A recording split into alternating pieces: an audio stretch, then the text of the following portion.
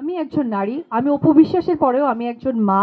প্রত্যেকটা মা এবং নারীকে এটুকুই বলতে চাই, আমরা হারি না, হারতে দিই না, হারতে শেখাই না এবং হারবো না। বাংলা চলচ্চিত্রের অন্যতম সফল ও জনপ্রিয় অভিনেত্রী অপু বিশ্বাস সম্প্রতি মায়েদের নিয়ে আয়োজিত এক অনুষ্ঠানে হাজির হন তিনি। মা হওয়ার সংগ্রাম ও আনন্দের প্রসঙ্গে কথা বলেন এই অভিনেত্রী।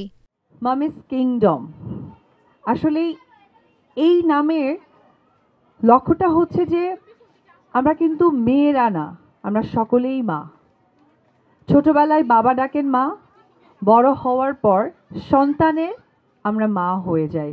আমি প্রথম মা হয়েছি, আমি বিশ্বাস করতে পারছিলাম না যে আমার সন্তান, আমার ছেলে সন্তান, যে কিনা আমার সন্তান, আমার শরীরের একটি অংশ। এটা যে কি দারুণ একটা অনুভূতি।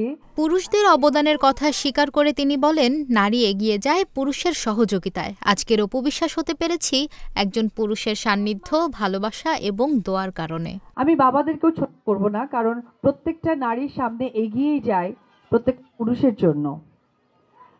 আমি আজকে অপু বিশ্বাস, অবশ্যই সেখানেও একজন পুরুষের কিন্তু অবশ্যই একটা সান্নিধ্য, ভালোবাসা, দোয়া এটা আছে। এবং এখানে যে নারীরা কাজ করছেন, আমার মনে হয় তারাও কিন্তু একটি পুরুষের সাপোর্টটা পায়। যেমন আমার ডানে ইকরা আপু, বায়ে ভাইয়া, সে সাপোর্টটা কিন্তু তাকে করে। অনুষ্ঠানে নারীদের প্রতি পুরুষদের অবহেলার বিষয়েও খোলামেলা কথা বলেন তিনি। অপরদিকে আরও একটি কথা আছে, কিছু নারীও কিন্তু অবহেলিত হয় ঠিক ওই পুরুষের কাছেই। সংসার জীবন বা নিজের জীবনে নারী হিসেবে যে কোনো ঝড় আসতেই পারে। আমাদের মানুষ হিসেবে দায়িত্ব, কর্তব্য যে সেইটাকে উপরের সামনে কি করে এগিয়ে যায়। আর এই উদ্দেশ্যটাই হচ্ছে আমার থেকে যেন অপর প্রান্তের কেউ একজন শিখতে পারে। শুক্রবার ৬ ডিসেম্বর রাজধানীর এক রেস্টুরেন্টে নারী উদ্যোক্তাদের নিয়ে মাম্মিস কিংডম নামের এই অনুষ্ঠান আয়োজন করেন ইকরা।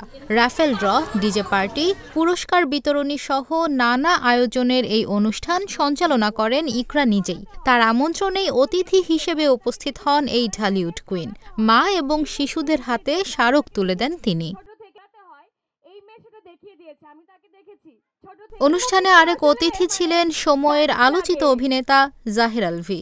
এক মঞ্চে অপু আলভীকে দেখে অনেকেই প্রত্যাশা করছেন সামনে পর্দায় তাদের জুটি হিসেবে দেখার। সেই প্রত্যাশা পূরণ হবে কিনা তা সময়ই বলে দেবে।